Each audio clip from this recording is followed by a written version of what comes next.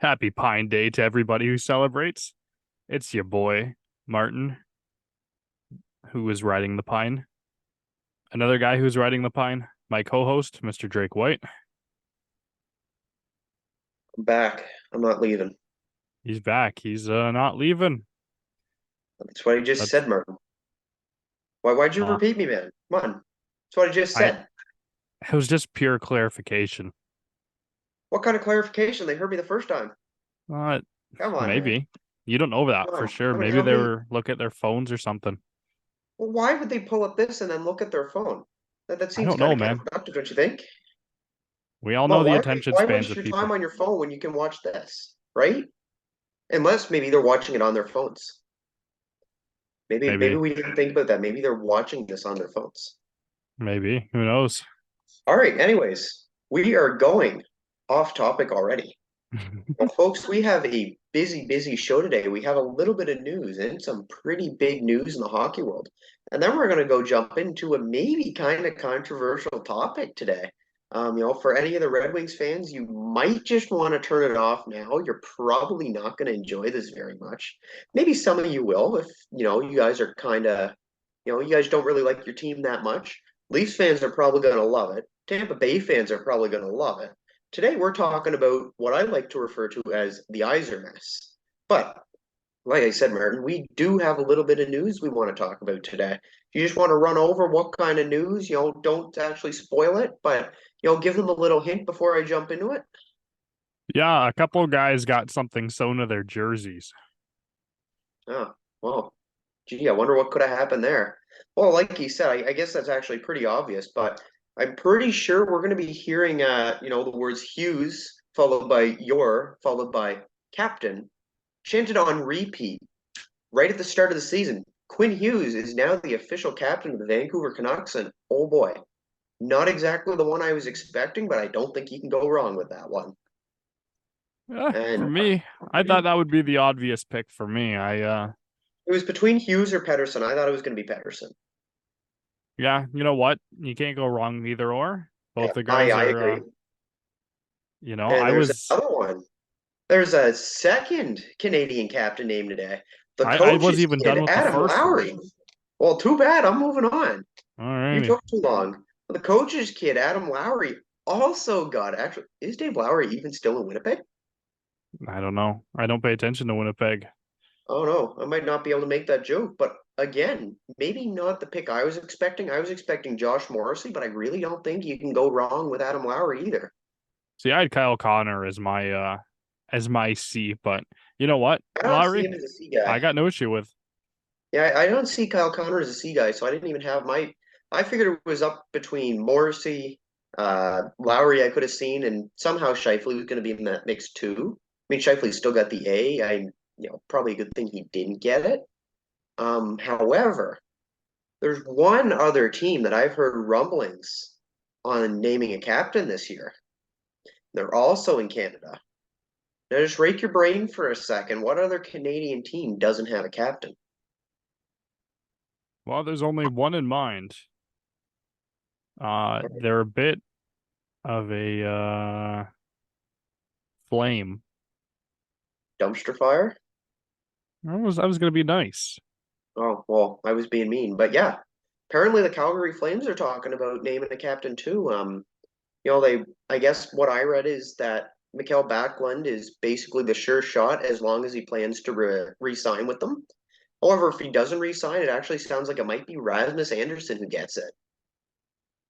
A little bit out of left field. I was kind of expecting, Mackenzie Weegar or Jonathan Huberdeau, but I mean, again, I don't think you can go wrong with Rasmus Anderson. No, I had Backlund as my easy pick there. That was, you He's the know, obvious pick if he resigns because he's already made it clear that he's not overly sure to re-signing with Calgary. yeah. Right? It's right up there with Backlund, Hannafin, Lindholm. None of them really want to stick around. So I mean, maybe you just give it to somebody else and tell them, you know what, go ahead, pound sand. Right? We're moving on. New era. I'm just not too sure who that obvious pick would be if it wasn't him. So I still think it's Rasmus Anderson. It sounds like it might be him. Anderson's a good pick. Yeah, and Well, staying on the topic of captains, there is a little bit more news about captains. However, it's not one being named. I'm not going to go down the rabbit hole too much because this has sort of been a he said, she said story. But yeah, there's kind of some accusations floating around from spitting chicklets towards Mike Babcock and going through his players' phones. I'm not going to get too far into it because I'm not about to get in trouble with it. You know, both are dying on their hill. Biz is not backing down whatsoever. He's going to die on that hill. So it's kind of weird that he's doubling down, despite the fact that Columbus came out and said that he was lying. So I mean, it is Mike Babcock, so I'm going to take it with a grain of salt. But I do definitely think this is going to be an interesting situation to follow as they do an investigation. Yeah, I mean, it's not the first time controversy has followed him, so it's anyone's guess as to if it's actually true or not, But I can't say I'd be surprised. Well, I'll see if you get this reference, but if we see Mathieu Olivier get traded, we know what happened. If, Yeah, if you I get what I'm referring to, then you get it. he didn't get his list in time. Yeah, poor Matt Martin got shipped out shortly after. Poor guy. All right, and one last little bit of news today, and this isn't NHL news, but I just wanted to throw out a special shout out. This boy played for me in a couple tournaments over the past couple summers. Brody, I just wanted to congratulate you on scoring the first ever goal for the Okanagan Hockey Academy uh, U15 program. I kind of lost myself there. I mean, that's a huge accomplishment. I knew you had it in you. It was awesome to see you break out, buddy, over in July. Can't wait to see how many more goals you put up this season. Keep up the good work, bud. Anyways, we do have a broad topic to talk about today. We don't have a crazy amount of time. Turns out these incredibly long videos, yeah, they don't really work. So You I all don't have know. the attention spans of squirrels. Oh my God, they're more like goldfish. Yeah, When I they don't know. that's called the I don't know, the Gettysburg Goldfish, You- right? And the entire fan base is the current generation where they just cannot stay focused whatsoever. Are Including you we got saying you want to subject our fans to living in a bowl? yeah, why not? Why It's up to not? you. You heard it here first. I talked to a couple flat earthers before and they told me that the world is in a giant bowl. So I mean, if we go by their logic, we're already in a bowl anyway. So See, I talked to Billy Corgan. He told me the world is a vampire. So, world's a vampire, interesting. yeah, Please tell me more, but not right now. that's scary. Yeah, that is kind of scary. I'm afraid of vampires, Me especially too. the ones from Twilight. Oh, any vampires that glitter, you can't trust anything I'm that actually glitters at all. Like I'm I've actually had bad surprised that there's experiences not a with people hockey who team wear called the glitter, man. Vampires. Bad experiences with people who wear glitter. Yeah, that's probably not a good thing. I also have bad experiences. I drove by them going to a Halloween party one time. Texted my boys, told them just be prepared. There's some glittery chick on her way. No later did I send that text as she walked in the door. They knew exactly what I was talking about. Yeah, that's Yeah. that's a All tip right. for everybody coming up this upcoming Halloween. Yeah, Avoid the we don't glitter like chick. glitter. Yeah, we don't like glitter. It's too All messy. right. Anyways, Martin, do you want to introduce today's subject? Yeah, What we're going for here. we talk about something that has been going on for a little bit in the league, and it's kind of hit an impasse at the moment. We don't quite For a know little where it's bit? going. A little bit? They've been rebuilding for what feels like it's like been like 10 years. Well, I'm giving it some leeway here, Oh, but okay. the Stevie Yzerman plan. Uh, where's it going? Oh my God, the Yzerplan. Whew. Um, I don't even know if we can call it an Yzerplan anymore. I mean, I was kind of watching for a while. I mean, I could be totally dead wrong right here because he'll tell you, yeah, they still got a plan. But just kind of looking at the roster the Detroit Red Wings are rolling with this year, I'm not sure there's necessarily a plan in here. It more looks like they're aggressively trying to get back to the playoffs, trying to run through the rebuild. Um, they're signing a bunch of guys to longer term deals with prospects hanging out right into. Is that alcohol? Sparkling root Sparkling? beer, not sponsored. Oh, not sponsored. Yeah, no, No, no. it's All root right, well, beer. you distracted me there. That looked like a Corona can in the distance. How? It's brown and white. Oh no, I don't know. I just saw it out of the corner of my eye. All right, no, If I wanted to drink, I'd pull out my tragically hippo wine fully, completely. no. We're not. No, no. We're not drinking on the show. No, too many kids. No, if not, you'll have to bring me back in shackles. Yeah. God. Anyways, we need to jump back into this. We're going way off topic today. Yeah, no. So the eyes are planning. Yeah, like I said, I really don't know what's going on. It seems like they're just signing guys and they're signing guys and they're signing guys, but they're just needlessly signing. They're taking away spots from the younger players. They're pushing guys out. I mean, Philip Zadina walked away from the remainder of his contract, just up and terminated, right? Because there was no place in the lineup for him. Like I look at their current lineup right now, he would have been the healthy scratch because they're not going to play him over like Fisher or Sprong or Perron or Costin or Fabry. They're not going to do it, right? And they're doing the same thing with Joe Veleno. They got multiple prospects trapped in the minors. I don't think it's a good look. There's a couple shining areas here. You know, Lucas Raymond is an absolute stud. Moritz Seider he's going to be a good defenseman. Maybe not top 10 like a Detroit Red Wings fan will tell you, but I mean, he'll be a smooth top 15 defenseman in the NHL at least, I think it's right? just refreshing to see a younger guy that can throw a back check as much as he can. Oh my He's a God, beauty. yes. We haven't seen a guy that can throw a back check like that since like Subban. Yeah, it's No. refreshing to see. It feels like a lost art nowadays. Yeah. Oh, I tell you, Seider is probably the brightest part of that team. He's a hell of a hockey player. He's gonna be something special. He's only gonna get better. However, the poor guy doesn't really have much else to work with out there. You got Dylan Larkin locked up for the next 8 years. He's your first line center. You got Alex DeBrincat in there for the next four.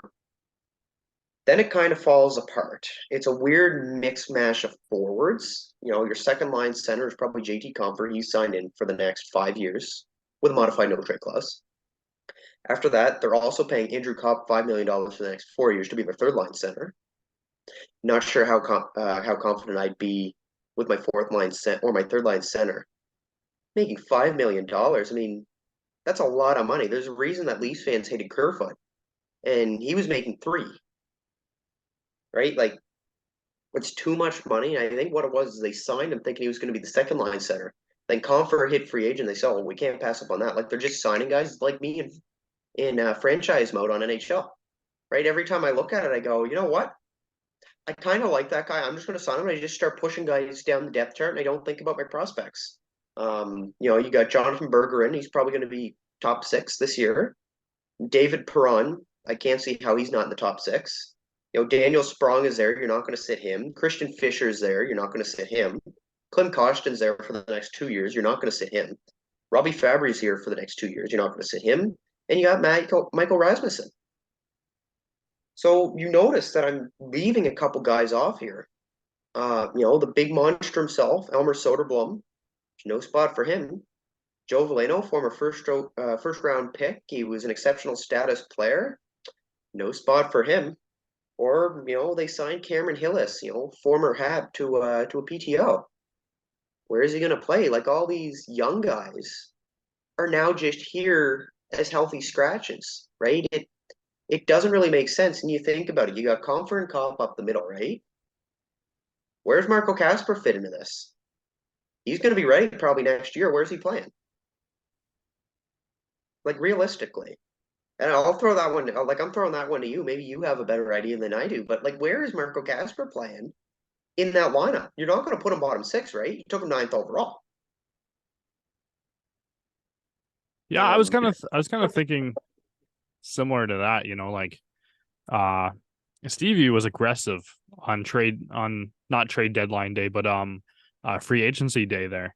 You saw Detroit reaching out and grabbing a number of guys, but it's I feel like it was more so just grabbing who was best available at the time.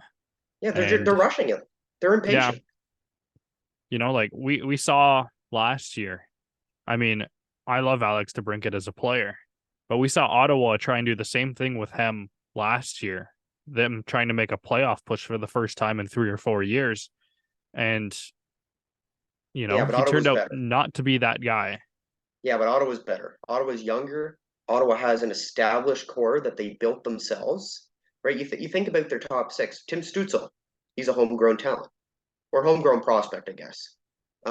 Josh Norris, he's developed in their system. Brady Tkachuk developed in their system. Well, there's your top three guys. Then you think about it a little bit more. Drake Batherson was developed in house. Shane Pinto developed in house. Shabbat, Sanderson, right? Like it was a team. They were fully built. They knew who their core guys were. They just needed the complementary pieces. Thus, they went out. They got Giroux and they got DeBrincat. The issue here is Detroit is just signing guys out of free agency to be their guys, right? Like their top six is largely built out of guys that they picked up in free agency, and then Larkin and Raymond. I'd like, how does that work? They're not building. You see teams like I'm like, Arizona and Chicago that are fully building through the draft, right? Then you got Detroit where they're like, well, we built a little bit, and you know what? Now we're just going to go ahead and we're just going to start signing guys. Um, and I think part of that too is right. They're hoping to maybe recapture some of the magic that he had back in Tampa. But I mean, like I look at it, a couple of their picks, right? You look at Marco Casper, he went a little bit higher than people expected. Nate Danielson went a little bit higher than people expected this year. It's almost like Stevie's also trying to see if he can pull another Sider because Sider worked out so well for him when he took him at six. He's like, hey, maybe I should reach on every pick, thinking that everybody's going to be the next Sider, right? It just doesn't make sense. yeah, Sider was a controversial pick at the time. I remember a lot of Detroit fans were very hesitant about him. And I mean, now he's a fan favorite in Detroit. So you just see if that can play out again. But, when you Yeah, don't but have ice time for the guys, it's harder. but not even that. I mean, like, how many times are you going to do that, hoping to test it? Like, it's only going to work so many times. So, like, why reach on a guy that you're one not going to have a spot, but two, it's a little bit high anyway? Because they did the same thing with Sebastian Kosa. They traded up to not take Jesper Wallstedt. You know who one of the best goaltending prospects in the AHL was last year? Hint: it wasn't Sebastian Kosa. He was hanging out in the ECHL, getting absolutely shelled for half the season. So, like, I don't know what they're doing. Their drafting has been weird. They have some pretty nice draft picks in there. I mean, these prospects are still really good prospects, but there's better prospects on the board at the time. And I mean, that follows me in too. There's a defensive prospect too. I mean, this poor guy, he's never going to get into a game. I mean, Edmondson, you knew where I was going with this, right? He's injured for the season, most of the season at least. Not going to play at all this year, I guarantee you. You want to know why? So there's 7 defensemen ahead of him in the depth chart already, right? You already have Moritz Seider, who's going to need a contract next year, and I'm just telling you now, the current American defenseman, somebody's making $9 million next year. Then you got Jake Wallman, who they've inked for 3 years, over $3 million. Then they signed Justin Hall for $3.4 million for 3 years. Leafs fans rejoiced when that happened. Right? I've never seen Toronto so happy for a player to leave. Not since And, Jake Gardner. yeah, and then immediately Red Wings fans started defending him after trashing him all year. Then you still got Ben Like Jake Sherratt for the Gardner. next 3. Yeah. Then you got Ben Sherratt for the next 3 years, right? They also signed Shane Gostisbehere. They also have Oli Mata. So there's your top six, right? Then they went out to get Jeff Petrie. I mean, they got him for pennies on the dollar, but what was the point of going out to get Jeff Petrie too for the next 2 years? Where does Simon Edvinsson fit in here now? You got 7 defensemen locked up for this year. Next year, you already have 6. Who are you sitting? Well, you think about the defensemen that I listed. Who would you sit?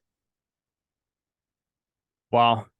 My obvious bias who I would sit, but I I'm just curious if Stevie ever watched some old Habs highlight reels and watched Petrie and Sherratt together and thought, you know what, that worked so well. I can't wait to do that myself. Yeah, as if the two of them aren't like washed compared to what they once were. I mean, Petrie, he could still bounce back, don't get me wrong, but he hasn't been that guy in about 2, 3 years now, right? Sherrod's a complimentary piece, right? You put him out there with your top guys, he's going to go out and he's going to hit people, he's going to clear the net, right?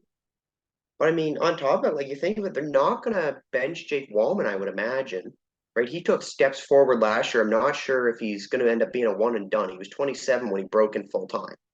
So I'm not sure if he's going to be one of those ones where he's good for 1 year, whether he's going to stay consistently good and how much Sider does. I hope for his sake he ends up being great for the rest of his career. But it's questionable there, right? Ben Sherrod's not sitting. Jeff Petry's not sitting, right? He's 35 years old, but you're not sitting him. Shane Gostisbehere's not going to sit. So it comes down. You sit Ole Matter or Justin Hall, right? Like, Keefe sat Hull a few times last year, and as soon as remember, something south, he sat Lilligren and played Hall again. Hall always finds his way back into a lineup. So that leads me to believe Ole Matter's probably sitting. So essentially, they went out and they signed a $3 million, guy that's going to ride the pine. Plug that in for a little bit, right? Like, what sense does that make? You can have a guy that plays like Justin Hall, probably for league minimum, right? That nobody was thinking about getting, right? But I talked to a couple of Red Wings fans like, oh, well, it's because this isn't like Toronto, eh? Most players don't want to come to Detroit because we suck. I'm like, just because players don't want to come there doesn't mean you should be signing everybody that's willing to go there. Because you have good prospects in the system that you could be playing. And besides, Toronto, half the time homeboys want to leave Toronto after the pressure gets to them anyway. So just find whatever players had Red Wings bed sheets as a kid and sign them. what players had Red Wings bed sheets? Probably Alex DeBrincat. That's about it. Yeah. And then here's the kicker. One of these other forwards might be sitting too. Apparently they're connected to Patrick Kane. Everybody's connected to Patrick Kane. No, but why in the position that you are, the Detroit Red Wings, right? You're probably going to be the 6 or the 7 in your division this year, right? You're behind the two Florida teams, probably. You're behind Toronto. You're behind Buffalo. You're behind Ottawa. Why bother signing Patrick Kane? Right? What's the point? Like focus on your young guys for a little while. I mean, like their goaltending. I mean, you can't really do much about that. Um, I mean, Ville Husso. I mean, he's pretty all right. He's not bad. Maybe not the type of guy that I want to run in the Stanley Cup playoffs with, but we'll see. I mean, James Reimer is a good backup to have. But then you look at their goaltending depth after that, and I mean, Kosa's kind of fallen off as their number one. Maybe Trey Augustine is their new number one goalie. And you got to think about too that they have a whole crap load of dead cap on there too. They're retaining on Jacob Vrana, who might I remind you too. This guy, he was supposed to play. Then he went into the assistance program. Then he kept getting shafted, got sent to the AHL. Now this entire time, all my Red Wings fans, right? All my friends that are Wings fans, they're like, "Oh, well, Verano's going to come back and he's going to show you that you're all wrong and that he's actually a core piece." Then he got traded for nothing. Want to know what they said after he got traded? Oh, he sucked anyway. He wasn't going to play for us. Like, he's not good.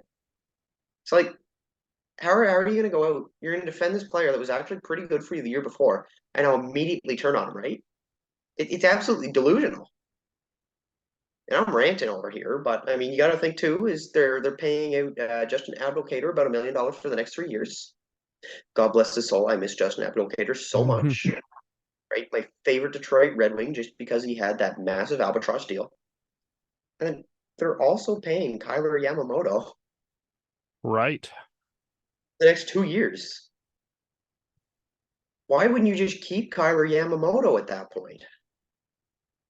We have to wonder, hey? He's a guy that's really unproven still, and he's got He's a lot of potential. unproven. He's proven that he can do something. He hasn't proven that he can do it consistently, but I mean, like, when you're a team like Detroit, any other rebuilding team would be fine keeping him around to see what he can do. He's still young, Right? too. Well, exactly. I don't think he's over 26 yet. No, he's not. He was Right? drafted in 2017, I think.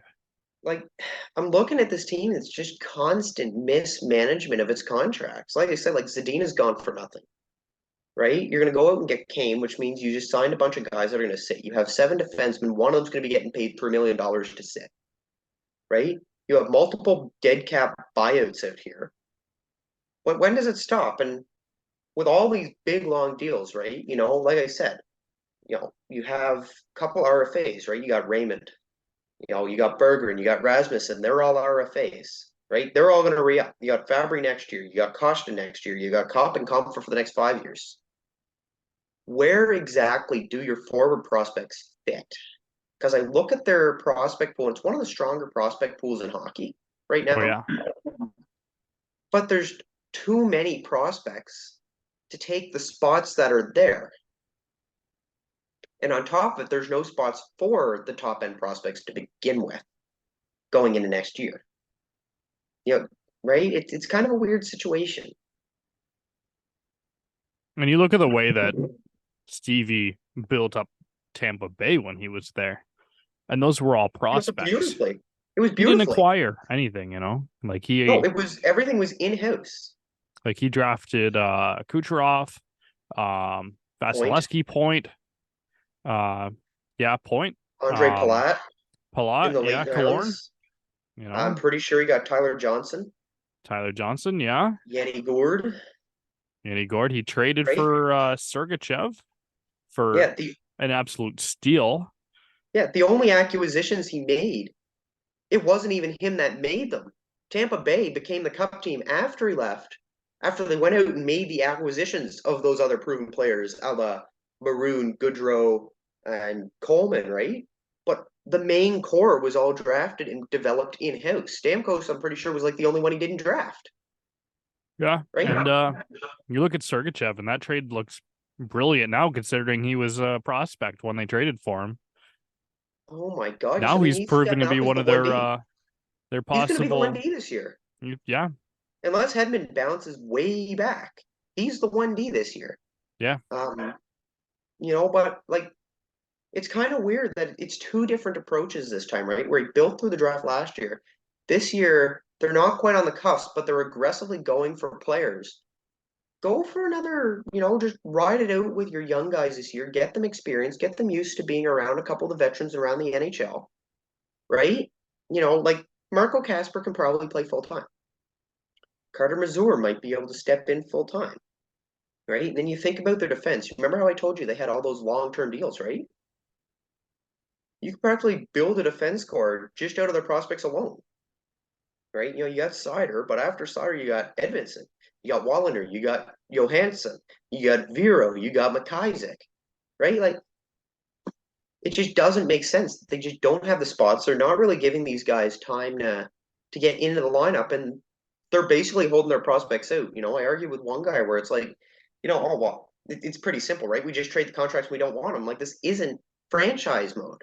You can't just sign a guy and trade him 1 year into his contract because when you do that, that means players do not want to sign with you anymore. Nobody's going to sign with you if they know that you're going to trade them right after. I think in the short form of it is I think they're getting restless. I think they know the fan base is getting restless. I think they know a lot is to be desired of their franchise, or it's going to get even worse. So I think they're kind of rushing it a little bit, and it isn't the way to go. I mean, like, unless you can't really buy a playoff team like that. It takes time, No, no, and you can't. it's What team you does know that? The only team that's done that is like Vegas. Vegas, yeah, but even Vegas is like the Vegas only has team that built bought up. their own team. Yeah, but Vegas And that's has because they're built expansion that up team. over years.